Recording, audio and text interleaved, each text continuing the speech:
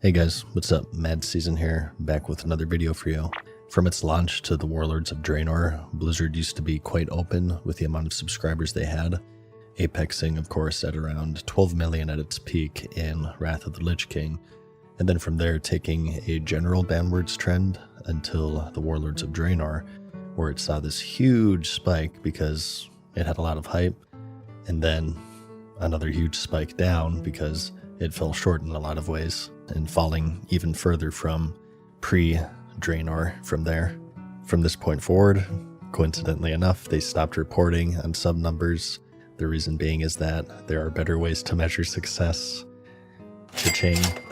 And ever since then, the amount of people playing has been sort of speculated in various ways, such as counting raid logs and various crests and troughs of activity during these expansions.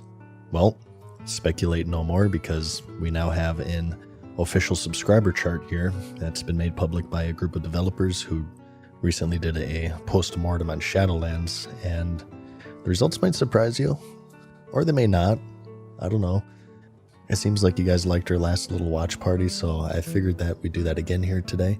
Bellular actually already covered this a couple of weeks ago, so let's see what we have in store here. Welcome back. Today we've got quite the report for you. I'm going to be presenting information that details World of Warcraft subscriber trends. This is real data from a Blizzard presentation that took place at GDC this year. In fact, it took place like a day or two ago. Now, in doing a story like this, talking about a thing that's kind of leaked out, it's got to be genuinely newsworthy, it's got to serve a public interest, and given that we are talking about World of Warcraft sub numbers, I think for the audience here, that is completely obvious. Now, this will be going public eventually. GDC talks always end up being available after the fact in the GDC vault, though often at a decent bit of a delay. Now, me saying this does make it all sound very serious, and in a way it is serious. We are dealing with hundreds of millions of dollars, but mostly, this is fascinating. This charts World of Warcraft's success, its downward trend. It even confirms its lowest point in modern history. Do you want to know when WoW was at its worst? So, the main reason why I wanted to watch this video is to see what effect Classic has had on the subchart. So, flashback all the way to Cataclysm. The vanilla private server scene has existed since, well, vanilla in one form or another, but with how much the game changed in Cataclysm, I would say that this is when they really started to pick up steam. Of course, climaxing with Nostalrius, which got so big that Blizzard sent cease and desist letters and investigators to people's homes. I personally had a private investigator hired to track me down by a legal firm that represents Blizzard. He called numerous people in my life, including my employer, my owner of my company, to confirm information about me so he could serve me papers at 10 p.m. on a Wednesday night, slamming and knocking on the door, freaking the crap out of my wife, and waking up my baby daughter in the next room. So, as you're probably aware by now, I'm kind of a classic Andy, as they're so called. And while I didn't really commentate on private servers, I had made a ton of vanilla-related videos even before the official announcement in 2017. And, you know, despite all the interest in vanilla, there's always a lot of resistance to it from the community. And for years, many of us had to listen to these very tribalistic retail players writing paragraphs and paragraphs about, you know, how vanilla sucked, nobody actually wants it, rose-colored goggles, etc., etc. You remember the wall of no that people would post on the forums when anybody ever asked for vanilla servers?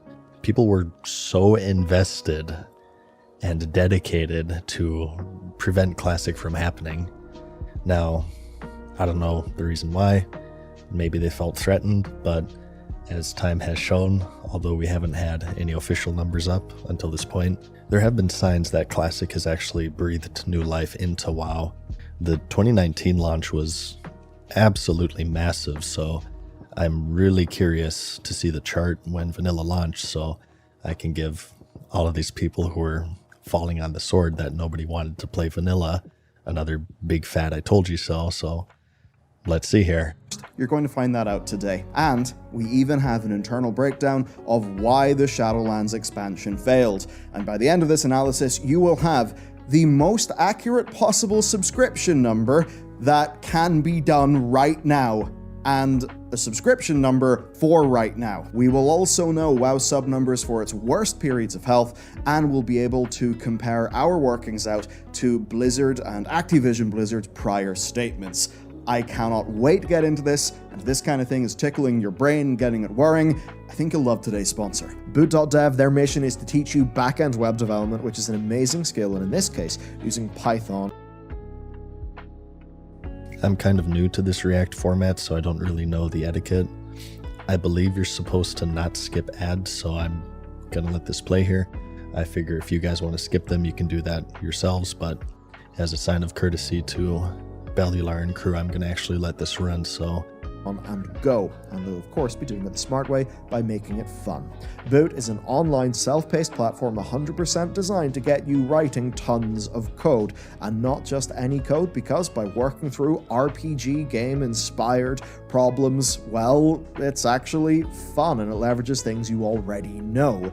Boot itself has got quests, levels, XP, and achievements to keep it addicting, and you can even get 25% off your first purchase using my link and code. They have an incredible, very complete and in-depth learning path that also leverages the things that we like, with roleplay being woven through the courses, things like developing and deploying a Pokedex, learning object-oriented programming concepts by working through RPG combat examples. Basically, it's an approach that is leveraging the understanding you already have to help those concepts click and to keep it fun. And what's around the learning matters as well, be it their Discord community, their open communications with their monthly posts, the boot.dev beat, which keeps you in the loop with new content. As an example, they've this month shipped upgraded weekly streaks as a feature. There are community boss battles, so that's also cool. And yeah, there you'll see all the comings and goings of the platform. It's just a really awesome package, and you can check them out today at boot.dev/Bellular, where code Bellular gets you 25% off your first purchase, and that's backed by a no questions asked 30-day money-back guarantee, where they've got free demos of all of their courses. So, cheers Boot, and let's roll. First, we've got a graph of subscribers. This is something we've not got. So, boom, comma, baby.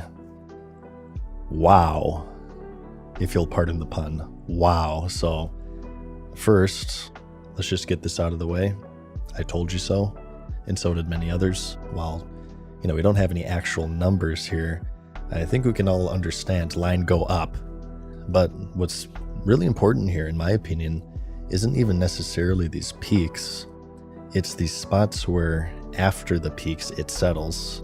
Blizzard, in my opinion, has never had any issues selling games. They're very good at generating hype for their games, both through advertising and, they still have a lot of brand devotion at this point. Legion broke Draenor's records, BFA broke Legion's, Shadowlands broke BFA, and as you can see here, Dragonflight actually broke this streak. It did not sell nearly as much as they had expected. Gamers a lot of the times will get roasted for not being good boycotters, or not having standards, and in a lot of the cases it is true, but I think you see the contrary right here. I think you can maybe say that the theme of the expansion didn't appeal to people. Kind of similar to Pandora vibes here, which also didn't sell too well. It isn't really the theme that's standard to the series, which is, violence and heavy metal. I didn't really care for the trailer personally. I got sort of Pixar vibes myself, but I think you do have to relent that a lot of why you see this performance is this jadedness of coming off of two, let's be honest, pretty bad expansions. And as for vanilla here, yeah, it speaks for itself. By far the biggest surge in subscribers, and again, look where it settles. There is some decline here, but not nearly as much as post-Legion, post-BFA, post-Shadowlands. And keep in mind that from this point forward, this chart is including vanilla subs, because they're on the same sub. This is maybe a bit roughshod, but if you subtract the settling after vanilla from the settling after BFA, this is what the chart looks like, so yeah. In a decade, Blizzard stopped reporting them during Warlords of Draenor because, yeah, the sub numbers went down pretty damn big. Anyway, you see the numbers be pretty good for the launch of Legion. We see Legion lose players, then flatten out. BFA bumps us up, but not by as much as I thought, to be honest. But immediately after BFA, we do see awful months. And what we're actually looking at here... Yeah, it's pretty bad. While Legion did decline, it wasn't nearly at the same velocity of BFA. I think people realized pretty quickly it was kind of bad, and it's very easy to feel that in-game. You know, when you're walking around and each day you see fewer and fewer people, more and more of your friends quit, it becomes harder and harder to find groups or items on the auction house, whatever. A dying player base is really tough in MMOs because it has this compounding effect. One of the reasons why launches are so successful, aside from things being new, is that there's just a lot of people playing. I know it sounds a bit redundant, but just bear with me here. The more people who are playing, the more it feels like your time invested matters. If you see a full capital city, you think to yourself, wow, everybody's really into this. There must be something special with this game. I want to put more time into it. And on the opposite, if you don't see a single soul in a major city, it just feels dead. And when an MMO feels dead, it just feels like everything you do doesn't really matter that much. Who cares about getting this mount if there's no one to show it off to? Who cares about gearing up if all of my friends are quitting? MMOs have this huge bandwagon effect, and even these slight declines in subscribers can get really bad really quickly, and developers know this. I mean, it's why they initially hid the sub numbers to begin with, in my opinion.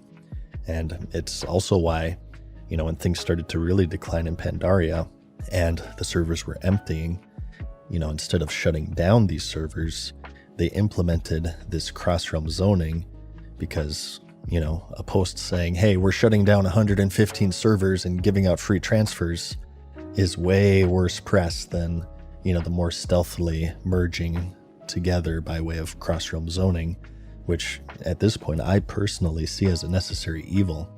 A lot of people hate cross-realm zoning, but the real issue here to begin with is the declining player base, not CRZ. If they didn't do this cross-realm stuff, even more people would quit because they would feel like they're playing a dead game. And shutting down servers would give other people, even those not on their server, the feeling that they're playing a dead game.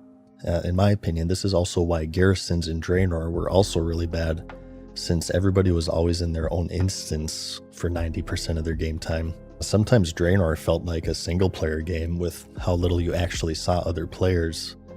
And beyond all the cut content in that expansion, I really honestly believe that that's what hurt the game the most, is that it made players feel like just nobody was playing, and the bandwagon effect took over from there. Here is a rolling average of World of Warcraft subscribers. It does not get any more real than that. Now, at the time of Classic's launch, we heard that it just about doubled WoW subs, and this graph absolutely does back that up. Classic then was Told you so, by the way. Clearly helping as we were moving into Shadowlands. Of course, given the pandemic, it just did incredibly well, but that was followed by crippling failure. And when we zoom in, we see... I might be wrong here, but wasn't Classic launch before the pandemic? It was August 2019, and it was officially made into an emergency and lockdowns and stuff with everything in January of 2020. So that's 4 months after. I'm not sure. Maybe I'm wrong. Correct me if so. The unbroken line is the actual subs, the dashed line is the expected subs. You can see Shadowlands dropped like a rock, and unlike Legion and BFA, Classic existed during those initial quarters of Shadowlands. And looking at this, you may think that TBC and Wrath Classic didn't help much. Remember, TBC, Wrath Classic, and regular World of Warcraft all show the same subscription. So even if TBC was doing pretty decently, that could very much be cancelled out by the performance of Shadowlands. And of course, it's very much not. Yeah, true. I mean, Shadowlands was really not good. It's hard for me to say personally because I quit so early. Honestly, the biggest tell for me was when Noble quit, funny enough. It's about time. It's about time to try out the Final Fantasy XIV. So downloaded the game, started playing the game. I don't know Noble personally, but he definitely comes across as a really nice and patient guy. So when he throws his hands up and is like, all right, I'm sorry, but this is just too bad for me. I'm going to go play Final Fantasy. That was really telling for me. You know, I don't really dabble too much into the lore myself. I think I sort of commented that Sylvanas was like this Chris Chan level of Mary Sue and was labeled a sexist because of that, because obviously she's a really well-written character. I will never serve. But yeah, you know, a lot of the lore channels just sort of lost their collective minds during this time. And how many books are you gonna fucking get out of me? How much money am I gonna pay before I can finally explain the lore to the people that want to know about it to the degree that it's actually comprehensible? I will never serve. you can't really blame them. You know, a lot of people think that lore really isn't that big of a deal in the game, but I think that's one of the reasons why Wrath did so well, was that the lore at this point was pretty good. It is an MMO, but at its core, it's still an RPG. So many people, I feel, play this game for the story, so beyond all of the failed features of the Shadowlands expansion, the story, I think, was really a large part of this decline that you see here. Not only were they introducing boring new characters, they also, in a lot of ways, kind of ruined older characters that people loved, so that's a really demotivating thing. Not a surprise when we see this labeled as historically high churn. Yeah, we all knew that. The difference here is we're hearing it from Blizzard directly. Now, next, here's another slide for us to look at, and this one gets really interesting. This is a breakdown of why Shadowlands didn't work in their estimation. They say afterlife setting wasn't accessible, new antagonist wasn't developed, well-known story heroes were diminished. I mean, does that match how Shadowlands felt to you? Certainly does for me. And then Yeah, especially for me, the lore heroes diminished part. And I think a lot of this came from just disrespecting death. And a lot of authors fall into this trap, I think. And here's exactly how it works. When you bring characters back from the dead too often, there's no more weight to death. Death is an incredibly powerful tool at your disposal as a writer. And when a major character dies and your reader doesn't think to themselves, you know, wow, I can't believe that happened, and they instead think, well, yeah, all right, he'll probably come back later with an emo haircut. That's when I think you're in real trouble, because the readers, or the viewers, the player, whatever, they don't respect your world anymore.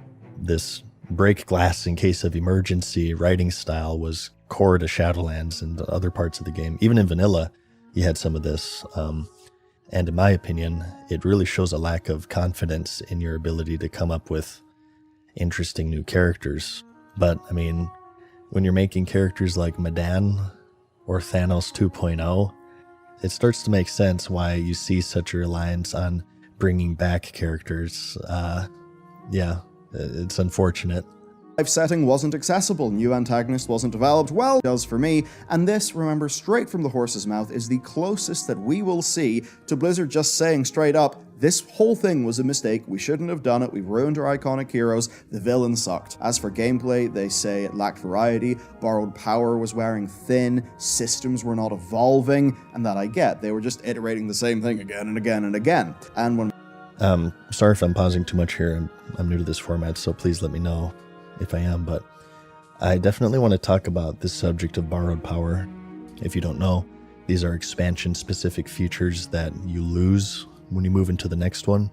So, in the case for Shadowlands, the transition from BFA, you lost the Azerite Amulet, traits, corruption gear, so on. And while they can fill up a void that was left behind by the previous expansion, sometimes your character can feel lesser than what they were, and in my opinion, this is one of the things that I think really hurt BFA.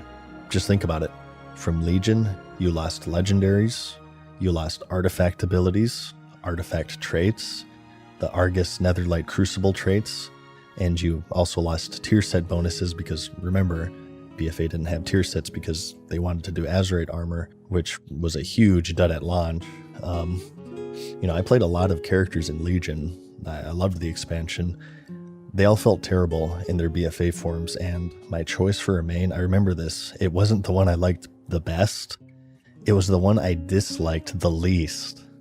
Beyond all of BFA's rough systems and features, I think it just got off the wrong foot, and you can either look at this as a flaw with Legion, having too much borrowed power, or BFA falling short in replacing that borrowed power in fun and meaningful ways. We think about variety. I mean, hey, 16 months in the Sanguine Depths, does that sound good to you? Vitally, they call out community specifically, saying gaps in content, lack of transparency, didn't feel heard.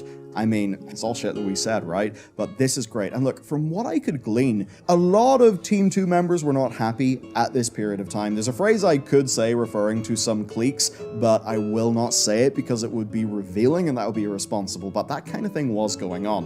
And another side is there has actually been quite a lot of staff turnover since the Shadowlands. Anyway, TLDR, it was a little bit of a shit show, and I think that absolutely did show in their public communications. The question then for us is, does the contents of this slideshow feel like it's been internalized by the team? I mean, literally, in some ways. Game-wise, I very much think so. The state of core class design is better than it's been in years. Mythic Plus is at an all-time peak. I've got a report coming out on that next week. By the raw numbers, it is literally the best it has been through all of this current WoW expansion.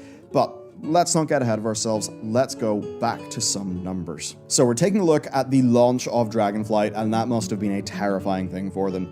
Its launch did not bring them back to their earlier Shadowlands numbers. That is dire, and it reflects an abnormally weak marketing campaign, one of their worst expansion cinematics, and an expansion that felt almost unexciting by design, which I kind of understand. How can you have a massive villain arc right after you've tried to pull the jailer? Right after you've wheeled out developers to claim in marketing materials that the jailer's demise is in fact the closing of a book that began in Warcraft 3. That was completely insane. And feature-wise, it didn't have any insane hyper-marketing feature like artifact weapons. And there was even mismatch with audience expectations with the new race. The Drakthir were a take on playable dragonkin that were nothing like what Warcraft as a franchise had led people to desire or expect. But Yeah, I mean, like I said, to me, the theme just didn't really hit a chord. It just didn't look like WoW to me. It's that simple. for all of that, and indeed because of some of that, it did focus on the essentials: class design, talents, public events, basic traversal, content cadence. Let's see then what investing in those core foundational things actually gets you in your game. Looking at the Dragonflight sub-numbers, we see that initially, pretty mid, actually. The initial content seemed to do okay, not amazing. It clearly did have a lower churn rate than what we would have expected. But where things get wild is mid-2023 and beyond. So what happened? Well, Classic Hardcore, both unofficial and official, kicked off. There was a revamp of gearing in Modern WoW, and that I cannot overstate the importance of, because for so many people, gear literally makes them go and play the game. So yeah, fix up gearing, people start playing more. Surprising. BlizzCon. Yeah, I mean, gear is pretty important, and if you've been following the channel, I've been very vocal about how boring I feel it was in retail by the time I quit. Every piece is main stat, stamina, secondary 1, secondary 2. I have a little story for you. I probably told this before, but you're gonna get it again. I was raiding with my friends, some of whom were playing vanilla, and, you know, we had just cleared Heroic Nazoth after a few weeks of trying, and it felt pretty good. Everybody got their loot, and that was it. And me and another friend also happened to be playing Classic at the time as well, and we were doing Onyxia the next day, and one of my friends who was in the channel chimed in and said, "Oh, Onyxia? I remember her. She's the one who dropped Vizcash, right? You know, that awesome one-hander with the damage proc. It was the recolored Dalren set." So keep in mind, this guy wasn't playing Classic. He never played any private server. His vanilla experience was 04 to 07. That was it. As it just so happened, he had gotten a dagger drop from the Zoth just moments ago. And as a test, I asked him, what was the name of the dagger you just got? And he could not answer me. Yet he remembers down to the proc this sword from a version of the game he played 15 years ago. And, you know, the reason for that is because the loot is boring. I'm sorry, it's all the same. Oh, I don't know about Dragonflight, but at least during BFA/Shadowlands, it wasn't memorable or interesting in any way, shape, or form. I understand that in today's culture, people just look up best in slot lists and they equip whatever it tells them, but You know, that's no excuse to make the loot as boring as my voice. It just wasn't interesting. And items that you got from world quests where you killed 12 murlocs were essentially the same as an item that you got from an old god at the end of the expansion. And when Titan Forging was in the game, it would be comparable, or even better sometimes. The big mistake they made here, I think, is that they looked at bad loot as bad itemization. Let me tell you something. You can't have good loot without bad loot. Bone Reaver's Edge is amazing because in the same raid, you can get Thunder Strike. Reducing every single item in the game to the same attack speed, which happened in Cataclysm. Remember, they normalized attack speeds. And just giving them this, main stat, stamina, secondary 1, secondary 2 is really bad because the loot lies at the core of the MMO. It is a very large reason why people play the game to begin with. It's for the loot, so it has to be cool, fun, interesting, memorable, and it just wasn't for a very long time. Again, I can't really say what it's like in Dragonflight. I don't know, maybe they improved it.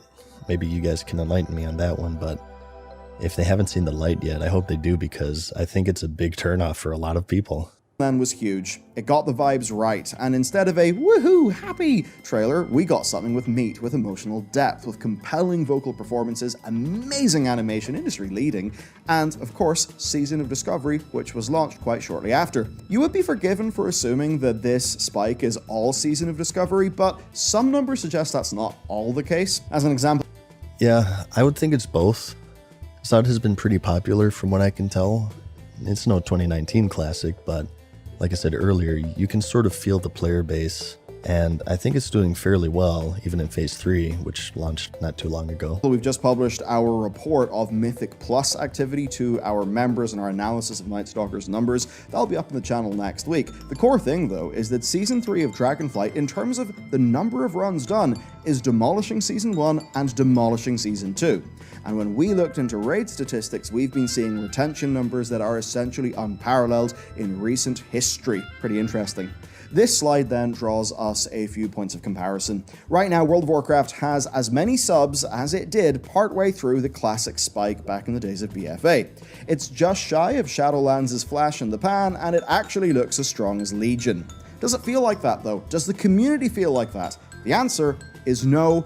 And there are many reasons, but a big one is fragmentation. Classic, Season of Discovery, and Modern have all got different player bases. We literally don't see each other. We don't watch the same YouTubers and watch the same Twitch people, right? So together, we're producing Legion-like subscription numbers. It doesn't feel like that because we're actually logging into different versions of World of Warcraft. And that Yeah, it would be interesting to see the subscriber chart of each. I'm sure there are people who play both pretty evenly, but maybe for those who play over 70% of one version over the other, it would be interesting to see those people split up to sort of see head-to-head retail versus classic, so, then I can really hand out the I told you so's. I think is an important factor. Modern World of Warcraft is, I think, very much on an upswing.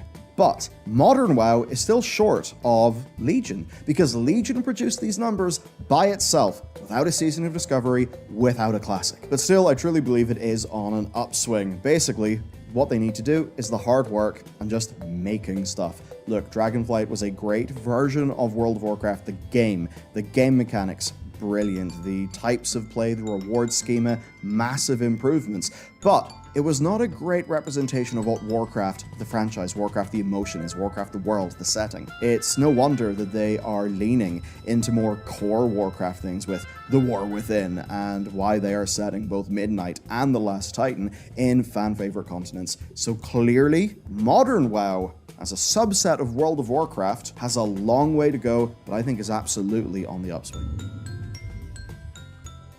And now it's time to talk about some numbers. Okay, we cannot do exact ones here, but we can try.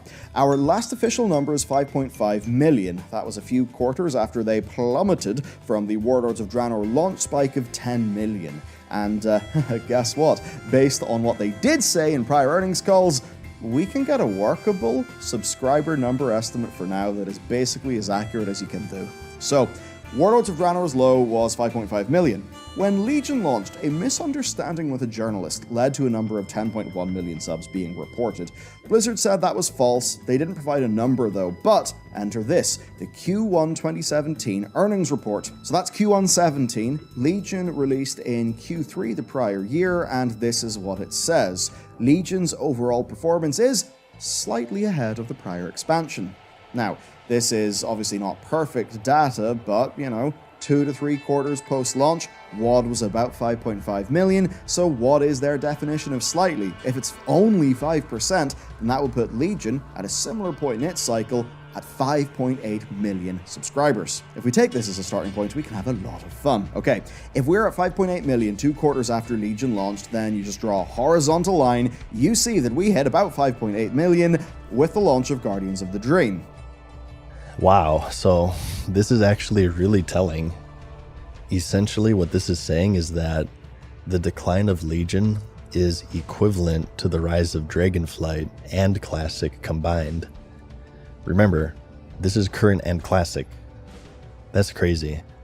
I really do wonder what it would look like if Classic was taken out here.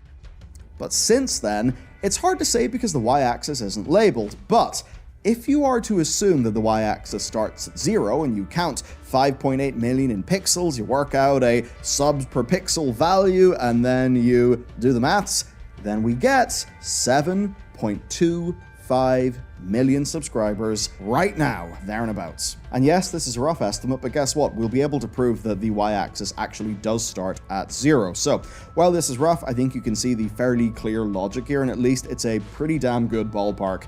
But let's get a bit spicier. What were WoW's worst numbers? Well, 4.07 million, there and abouts, midway through BFA, and during Shadowlands, even with Classic helping, 4.5 million. One thing that actually does make me feel good about these numbers is the scale though, because in the earnings call, again covering Classic's release, Blizzard said it was the sharpest growth in history and that they essentially doubled their subscribers. And if you Told you so, by the way. Go back to the annotated chart, you can see from 4.07 million to 8.27 million, which basically is a doubling, so I'm very confident that on that graph, yes, it's 0 on the y-axis. That is its starting point. And that I actually really do respect. A lot of companies will try to fudge with data by not labeling a y-axis or being a bit funny with it. That they really do seem to be just giving out the actual trends. That's honestly quite refreshing. So I suppose props to Holly and John. They evidently felt that actually they're in a strong enough feeling position that they can show this kind of thing. So that's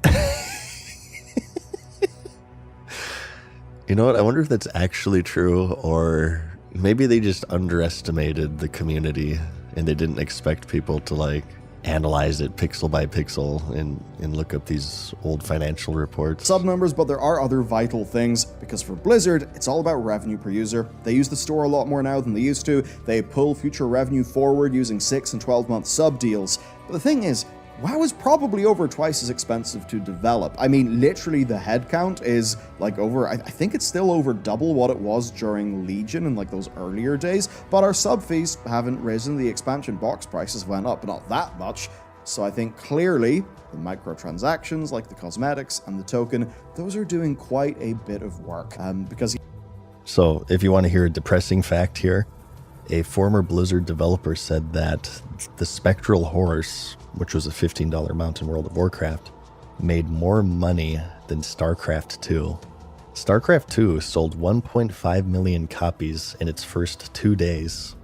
So, put everything aside. Good for the game, bad for the game, whatever. These developers sell these cash shop items because people pay for them. And you can make an argument that they're good for the game to pay employees. I think it's debatable, considering that it seems like the more money these AAA video game developers earn, the less they pay their employees. In fact, Blizzard Entertainment slashed their employees' bonuses after a record-breaking fiscal financial year. But let's just assume for a moment that the more money that these AAA video game developers earn, the more they pay their employees. I personally don't think that's true, but let's just entertain that for a while. But even so, just make sure that you follow this argument up with the fact that StarCraft didn't even have a panel at all at this year's BlizzCon. I mean, why?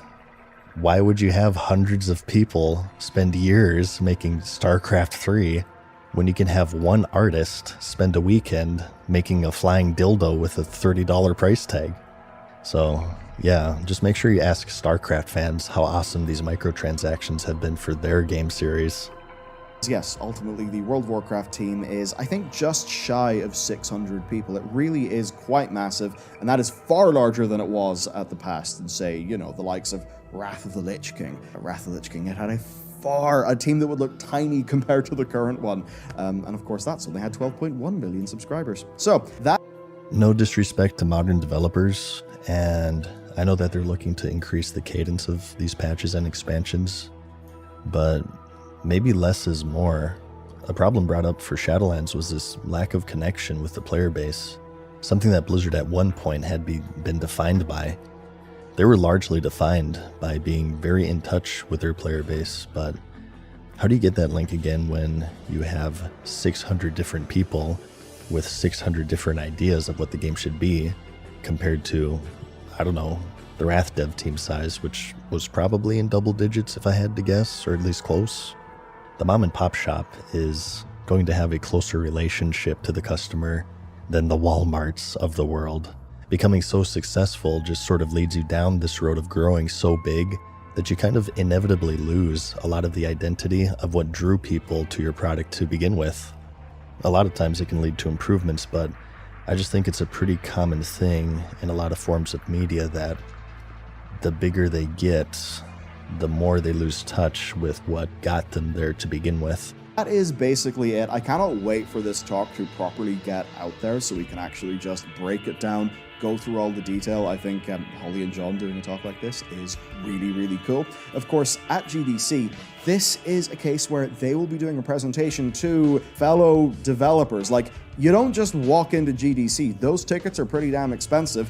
I should know because one of us is over there right now doing GDC things, working out stuff for our next project. Now, to be clear, he did not go to this talk. We learned about this through sources, shall we say. But knowing that this will be going public, not super far in the future, I kind of feel comfortable sharing it because I think, especially right now, the community could probably benefit from just a general check-in on the numbers.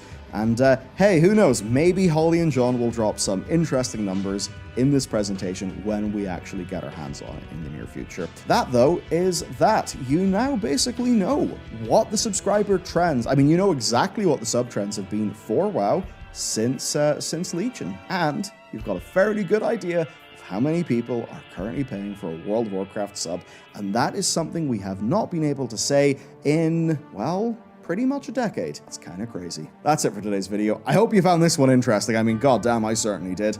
And, of course, I'll see you tomorrow for the regularly scheduled Warcraft news. Well, that's it. I just saw this video making the rounds and I wanted to weigh in here because it's pretty big. This puts like a decade of speculation to rest. Like I said, I think it would be really interesting to maybe see Current versus Classic. I know that they're on the same sub and all, but there definitely are people who play one over the other and not both, so it would be interesting to see that in graph form. But definitely cool nonetheless. Big thanks to Bellular and crew for this one. Check out the link in the description and give them a sub if you enjoyed it. Definitely recommend it. One of my favorite channels on here. And also, as a little aside here, regarding these reacts, I know that it's not really my typical style. You guys are much more used to the more edited and produced style of videos. Those aren't going away. These videos I can make in one day, and they don't really take that much time, and I like doing them. You know, I'm at the point to where I just want to do a lot of different stuff. I did the same thing for 10 years pretty much, so it's nice to do something that isn't this huge project that takes weeks and weeks to finish. And I think a lot of people like them. I got some pretty good feedback on the last one at least. And, you know, I'm probably preaching to the choir here because the people who don't like this style probably haven't made it this far. But yeah, I don't know. I just want to give you guys an idea of what I want out of the channel. And I guess in summary, what I'm saying is that I like doing these reacts, so you'll see more. But also don't worry because the normal stuff isn't going away. Anyways, that's about it. Thanks for watching. As always, like the video if you liked it, because I will see you in the next one. Peace.